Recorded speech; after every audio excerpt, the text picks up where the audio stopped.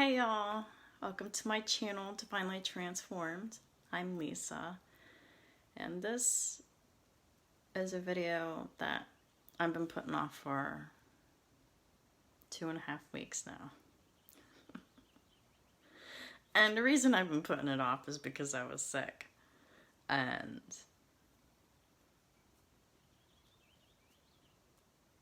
so, yeah, I'm not sick anymore, and I found myself still putting it off.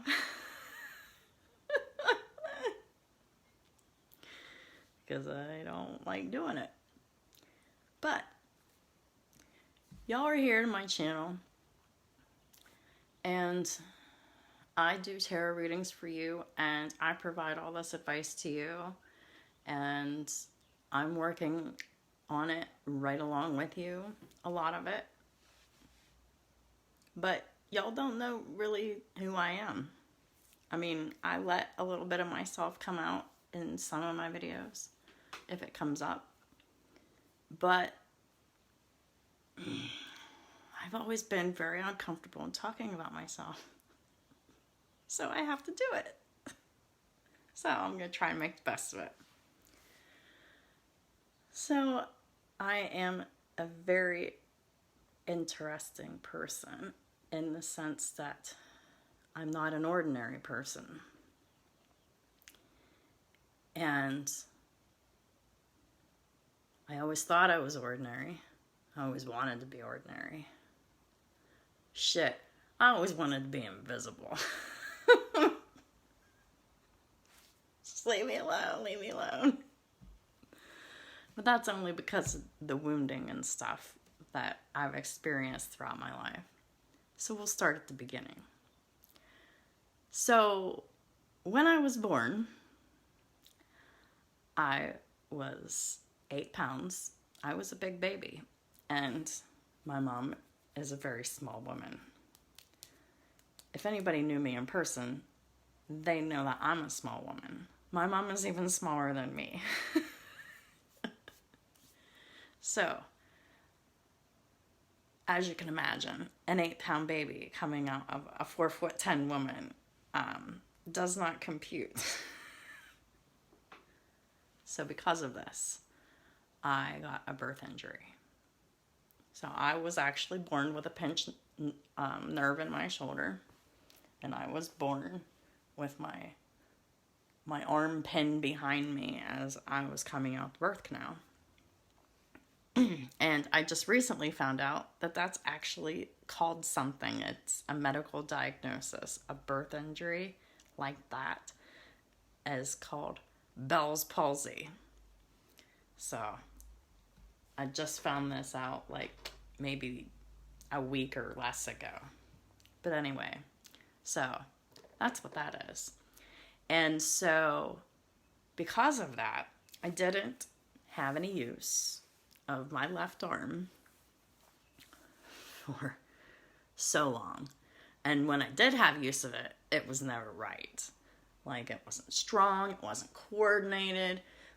It was a mess, and like, I couldn't do much of anything with it. But like, I worked on it a little bit over the years, and I didn't put a whole lot of effort into that. I mean, I just really wanted it to be able to look functional at that time. Now I'm more in the area of I want it to be functional.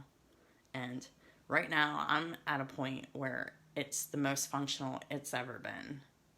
And so yeah, I was born with a physical disability. And I learned to adapt throughout life. And it wasn't easy. So that was the start of it. Then I started having problems with eating. First memory I can remember, I was about 2 or 3 years old, and I'm chewing hamburger helper. And I chewed it too long, and I swallowed it, and I threw it up. So then I found out that I can't chew meat too long, or it won't stay down, or it won't go down, or whatever the case is. So that developed a fear, an irrational fear about eating, because of one bad experience.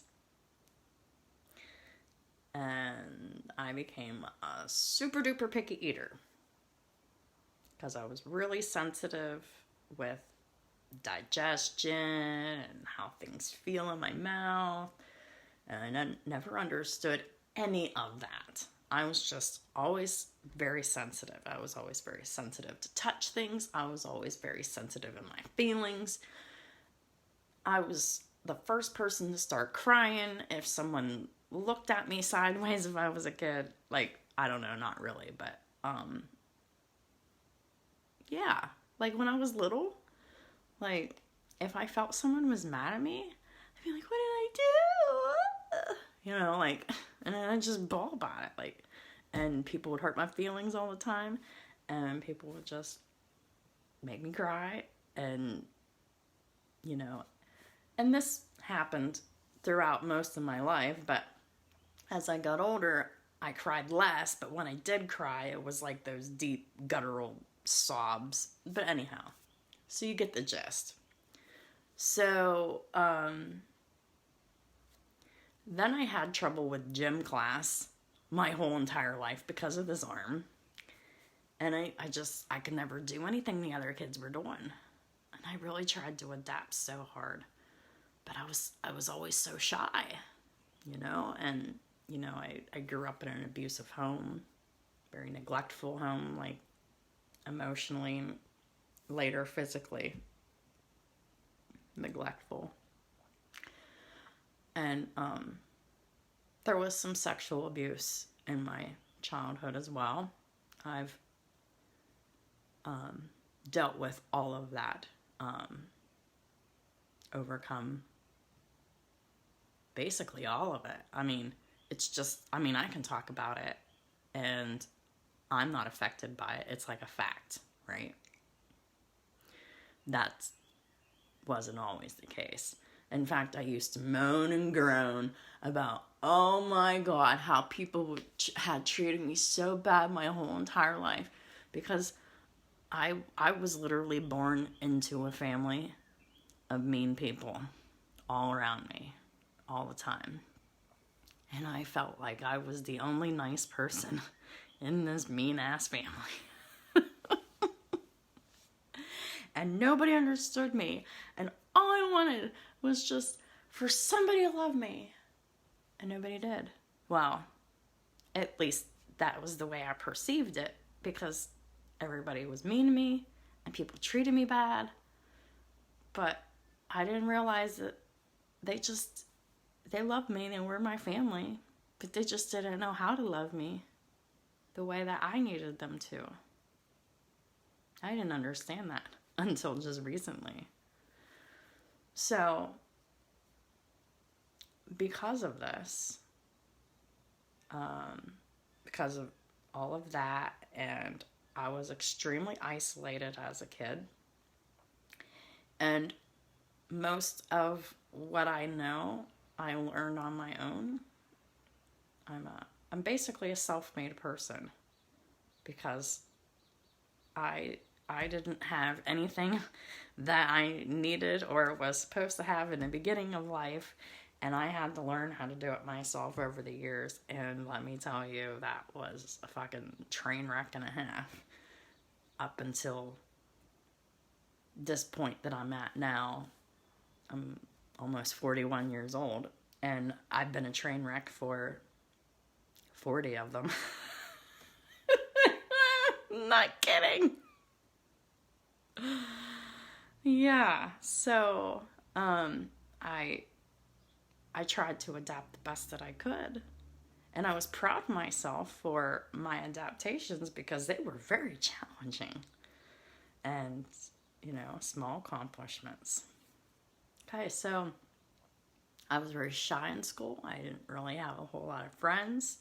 I didn't want a lot of friends because of the way that I was brought up. I didn't freaking trust anybody. And the couple times that I did attempt to talk to somebody at school, and like I talked to, you know, maybe for a few days or a week or something, they would find out something about me that had embarrassed me, And then they would shame me in front of people and bully me and make fun of me. And so, like, I stopped talking to people in school until I was in, like, 7th grade. I literally, I didn't have my first friend. No, 6th grade. I didn't have my first friend until 6th grade. And it was only one friend. He was amazing. My very first friend. He was a Taurus just like me, but we couldn't have been more different. But he was nice to me, and that was exactly what I needed at the time, because he was the only person that was nice to me at that time. So as I got older, from 6th grade, I would open myself up a little bit more and a little bit more to different people. Just trying to put myself out there, trying to find my life. You know, I wasn't afraid to make mistakes. In fact, I was welcoming it, because I knew that if I fucked up enough, that I would eventually learn all my lessons, and then I would figure it out, and then I would be fine. So that was my whole thing going into my whole journey of my life, is I was ready to make a whole bunch of mistakes and try to figure out who I was and what I wanted in this life. And I was just so free and passionate about it. And it was just like, look out, world. Here I come. I'm ready. I'm ready for love. I'm ready for money. I'm ready for kids. I'm ready for all that. And it did not turn out the way that I thought it would. But I did get 5 children. Very huge blessings in my life. Although at the time, I kind of didn't recognize what I had at the time until it was gone. So I didn't appreciate it in the moment. And then, since I didn't always handle my responsibilities as a parent the way that I should have, different things happened, and now I don't have my children, but now they're living their best lives, so I'm happy about that. And I can't take them away from what they have now, because I can't even match it. And if I can't even match it, why in the world would I interrupt that? So I'm not going to. But I walked a very, very rough path alone, and I struggled. I struggled physically. I struggled mentally. I struggled emotionally. I struggled spiritually. I fought and battled my whole way through life. And I took the hard way in everything I ever did. And at one time, I was freaking proud of it, until probably a few years ago, I was like, Lisa, you're dumb. Why in the world would you ever want to go about things the hard way and be proud of it? Like, I was just hard-headed. But now I see everything so clearly, and now I don't want to make any mistakes. I know that I will, and I know that I do. But the difference is I'm not setting out to be making mistakes like I did before. I didn't always treat people nicely. I was a mean person at one time. In my early 20s, in my early to mid 20s, it kind of started in my late teens, getting mean. And it was like probably from like 15 until 23, 24, somewhere in there, I was evil.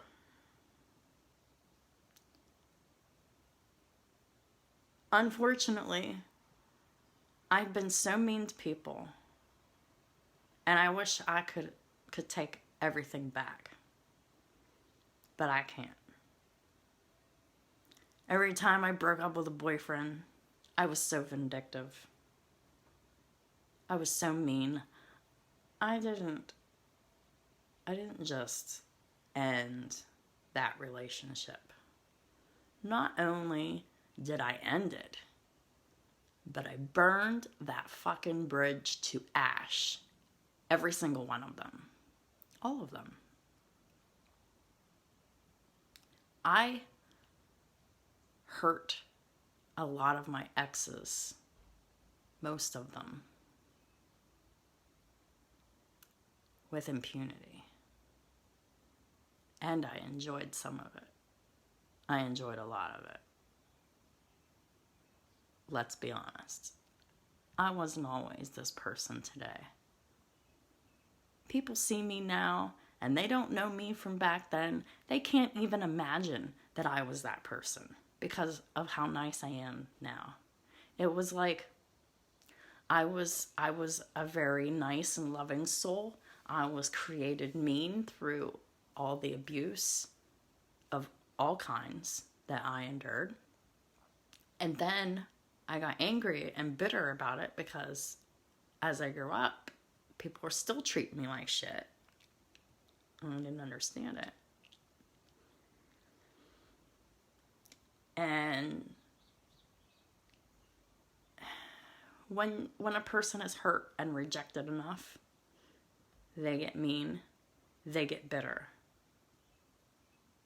And then, if a person goes long enough in that energy, they'll turn in on themselves and they'll abuse themselves. I used to abuse myself too. I used to cut myself, which I haven't done that in many years, thank God. I used to burn myself. I used to purposely try to hurt muscles. I used to purposely make myself sick. Just to fuck with me. You know? Just to have something to do. Just to punish myself. And you know, of course, the whole eating disorder thing that I had my whole life that I didn't even know about that was part of the whole self-abuse thing. Which I was unaware of, but I'm just talking about what I was aware of. I was well aware that I was abusing myself. And then I went completely psycho, right? And then I was like, all right, so listen to this. So I was like, oh my God, I just want I just want mean people to be nice to me. And I actually said this, and I put this out in the universe, okay? So my whole life, ever since then, I attract a whole bunch of mean people who are nice to me. And for the longest time, I couldn't figure it out. Like, why in the world are all these mean motherfuckers liking me? What do they like me for? And they're nice to me? When mean assholes used to be mean and rude and abuse me, and now they're nice? I couldn't figure it out. I spoke it into existence a long time ago. But anyhow, so I was extremely codependent. Didn't even know it until fairly recently. And, oh, it's getting hot in here. I'm going to turn this heater off.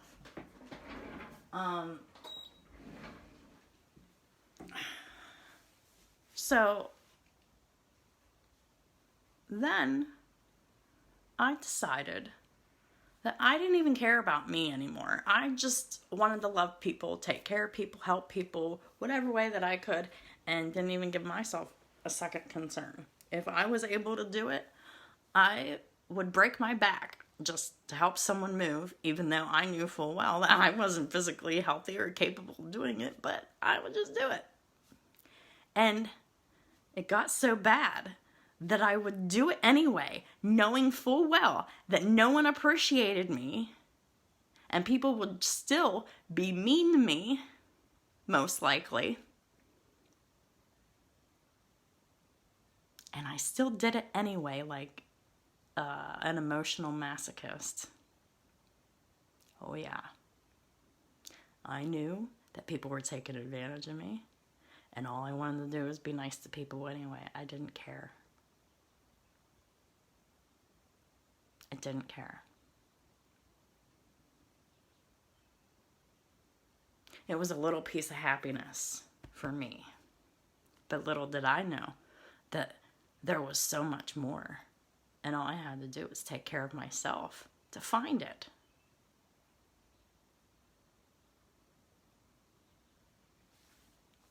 Because of this codependency issue that is no longer an issue, but because it was an issue for so long, I didn't know how to have healthy relationships with anybody.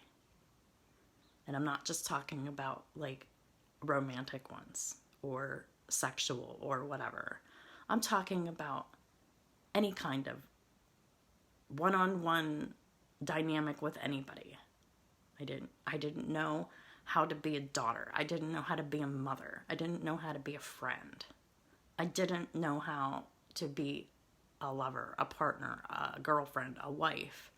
I didn't know how to be any of the things that I was trying so hard to be.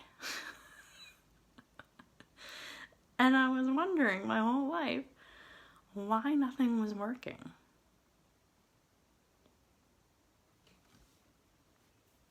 It was because my heart wasn't healed and I was engaging in dangerous patterns.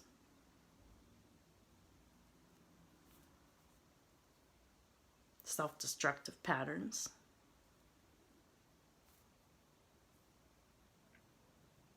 I've had many addictions to many different things and at different times in my life. But I've overcome alcoholism by myself. That was easy. That was easy because every time I would drink, I would throw up, and I hate puking. And because of my eating disorder, like, I will do whatever it takes to not throw up. And that included cutting out drinking, so I was like, it wasn't that important anyway. I didn't like to be drinking to begin with. I was always a very firm advocate of marijuana my whole life. That was my preference, and that's what I stuck with. So,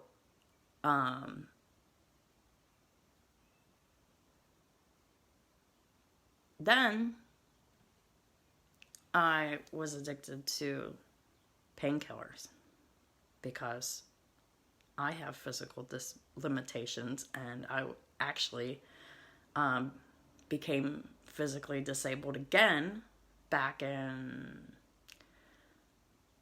It started in 2015.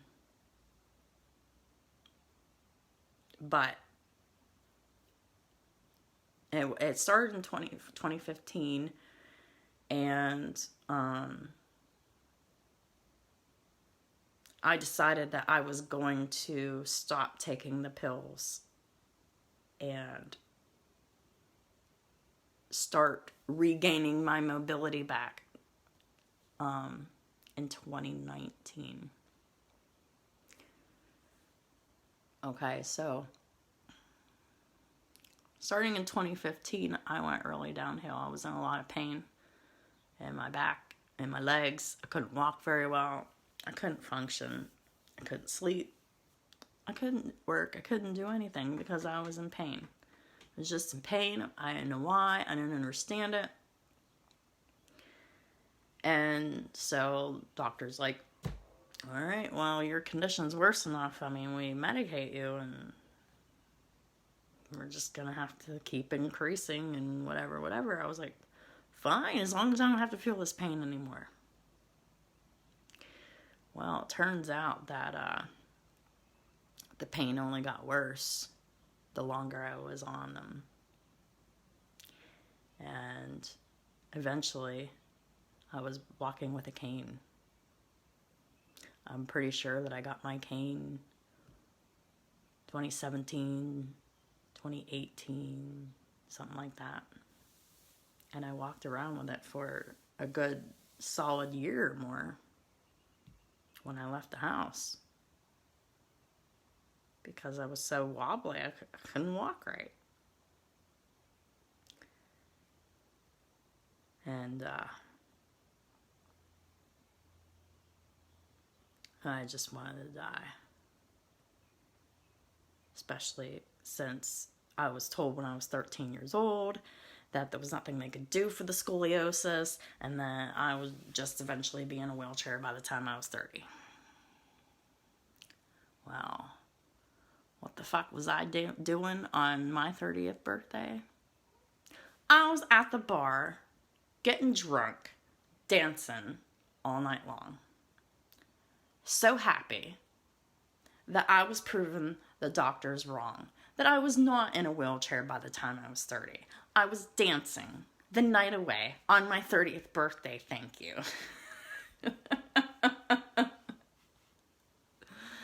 But, like, my actual disability didn't start until I was, like, 35. Like, the second one. So, long story short, I've come back from disability twice.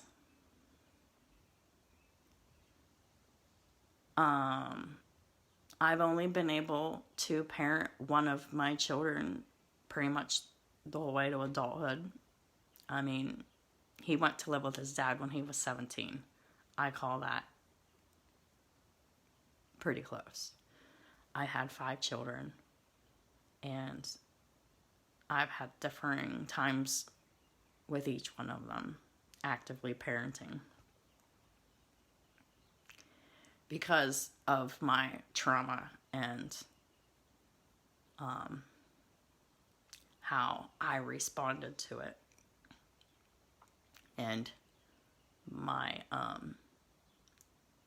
long, extensive history of burning bridges with exes and friends that I just, when I'm done with that, I'm fucking done with you. You know, that's just, there was no guessing, all right? It was either you knew or you didn't. If you didn't know, you were probably all right. If you knew that I mean, you would know if I was done with you, because you'd be crying when I get done with you. That's how I was. I was awful. But that's how I protected myself. And I needed to do something since I was physically weak. So there was nothing else to do but get mean with people, to let them know that my boundaries were strong, and you can't change my boundaries. Once my mind's made up, it's usually made up.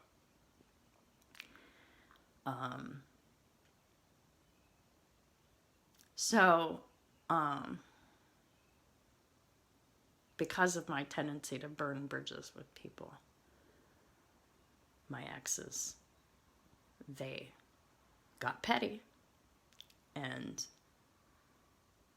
they took my kids from me. I've had 5 kids and 3 baby daddies, and 2 out of the 3 baby daddies took my kids from me. And I always felt like I had kids for somebody else to enjoy. And at first that made me sad. But now, I'm just really happy that my kids are alive and healthy and living their best lives.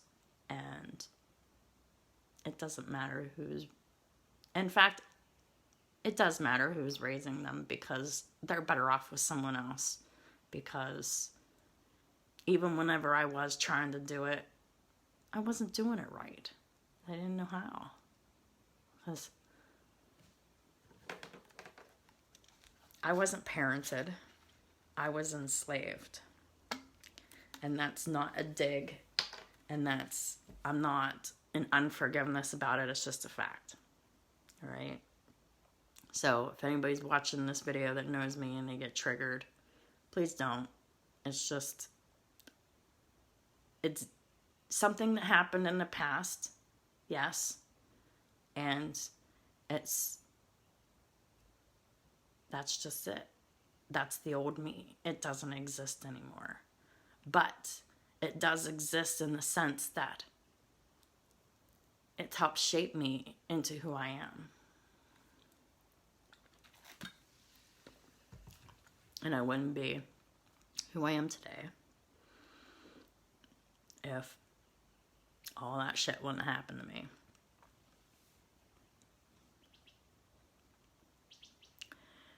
Part of the whole disability getting worse was me. I had no self-value and no self-worth because my kids were gone and I was disabled and I couldn't even fight to get them back because I wouldn't be able to provide for them if I did. So I got physically worse and I almost died a few times, and every single time was because of my own negligence to my own body in different ways. One time was from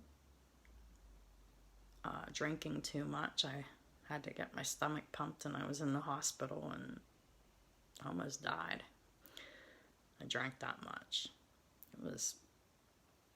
I think I was like 20 years old. And I was arrested and I had a fine to pay. And it was bullshit and I didn't like it, but I learned my lesson. I didn't underage drink again.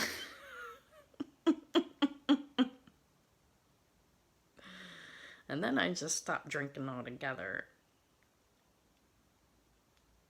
Probably like 12 or 13 years later. But anyhow, but yeah, I've really overcome a lot in my life. And I used to be really negative when I was in my 20s. And I changed that all by myself with just mental willpower. And I teach that in my overthinking and videos about thoughts. So you can change any habit you want. All right? So I was able to change myself and better myself. I was able to quit substances on my own. But there was only one thing that I knew I couldn't do on my own, which is this battling this eating disorder that I have. And I'm getting help for it. I'm actively in treatment and I'm seeing different people for it. I'm getting good help with it. I'm doing really good with it. I'm actually eating twice a day now, most days, which is amazing. Because normally I generally prefer to only eat once a day. I mean, there's times where I eat more in a day, but very rarely. But, yeah, so I did so much on my own. I was self-taught in so many different areas of what I know, but I could not pull myself out of this eating disorder thing by myself, and I knew it. I knew everybody's got that one monster that they can't defeat on their own. That's mine. So, what is it for you? You can't, if you've got other stuff going on, you can't tackle that big monster first. You gotta tackle all the little monsters first. Because truthfully, when I was a person that was, I was almost afraid of my own freaking shadow. I was afraid of damn near everything at one point. And now I'm to the point where I'm working towards not being afraid of anything. And I have faced down many of my fears right in the face, no matter how much my body trembled, physically and visually trembled. I did everything that I was afraid of doing in my life. And I will continue to do everything that I'm afraid of doing, because those are the things worth doing.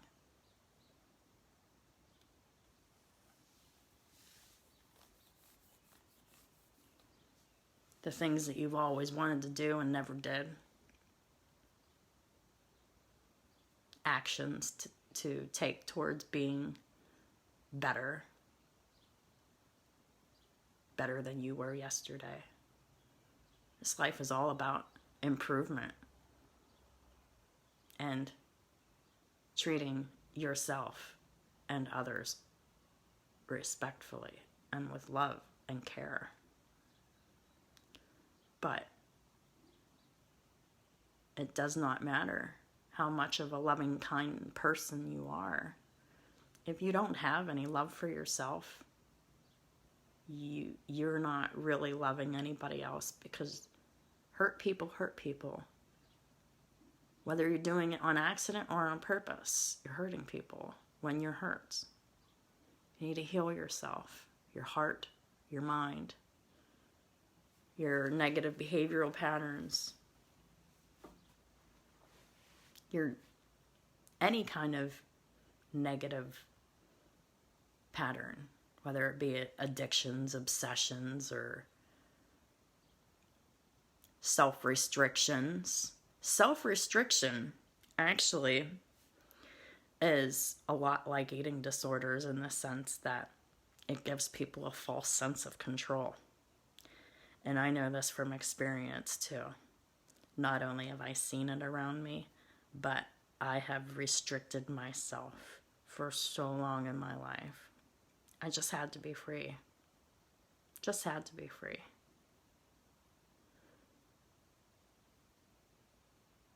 Freedom comes from facing your fears instead of running from them. So, if you're afraid to chase your big dream, what you've always wanted to achieve in your life, you're afraid to do it, and then you don't do it because you're afraid to do it, then you just cheated yourself. And then you get mean, and then you get bitter, and toxicity develops.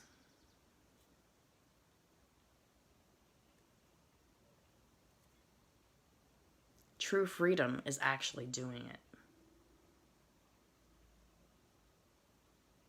There are people who think that, oh, every time I get into a relationship, it always turns to shit.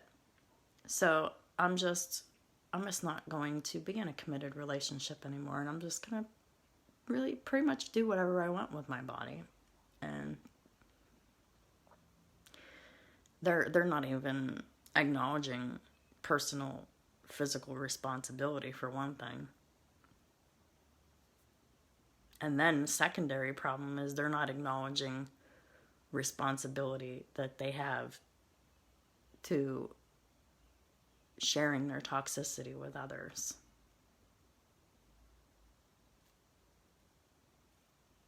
But the true freedom is actually healing yourself, and then finding someone who was willing to create a healthy and conducive environment for forgiving and learning in a relationship in a safe way, instead of it being so hostile and dramatic and mean and ugh. So, true freedom is through love, is through making your own dreams come true.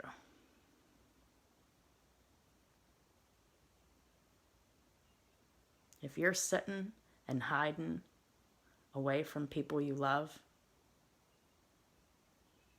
or hiding from people so that you're not going to love.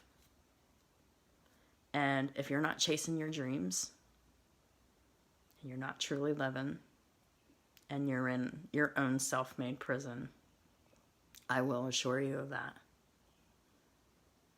If you truly want to be free, love yourself first.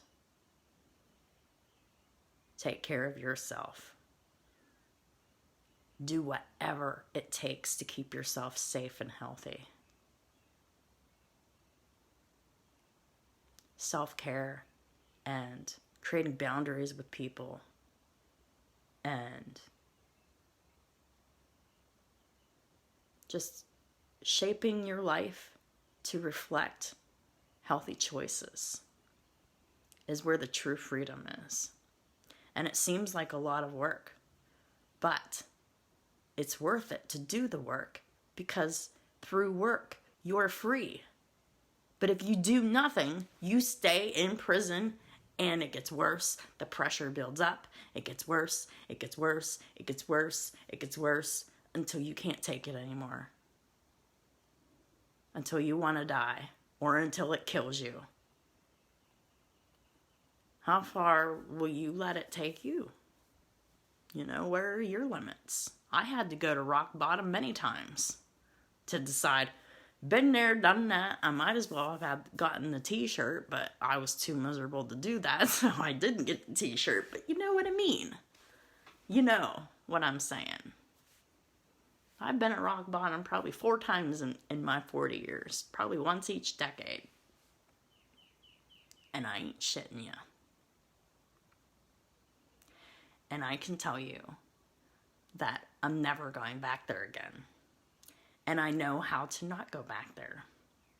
And my whole channel is dedicated to helping you understand different perspectives and having the tools to help you do the same thing for your life, to empower you to build yourself from the ground up.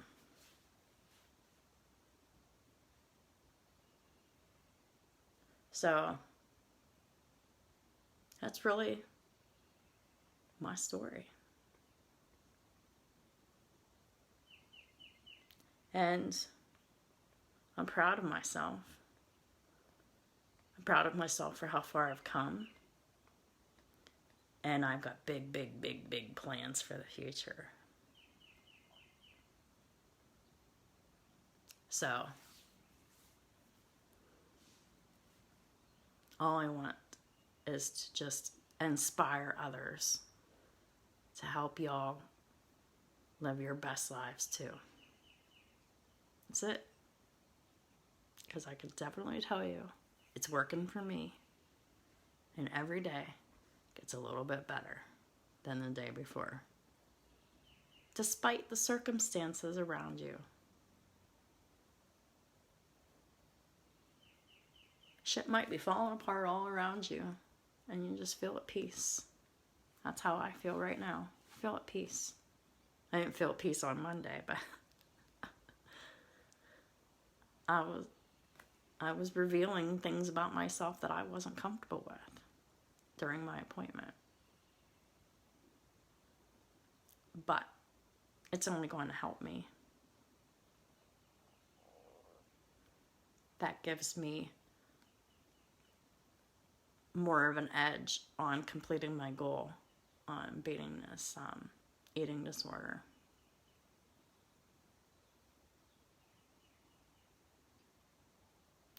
Because as long as I'm continuing to engage in it, and as long as I don't have the knowledge or the tools to work through the process every time I don't want to eat,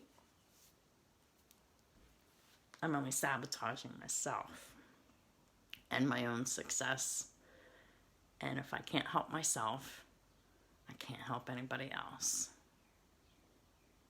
So I'm ending the video with that. And I want to thank you for watching this and all my videos. Your likes, your shares, your subscribes really help get the videos going. So if they resonate with you, please hit the thumbs up button. The thumbs up really, the algorithm really favors the thumbs up. And so yeah, that's it. And thank you again, and take care, y'all.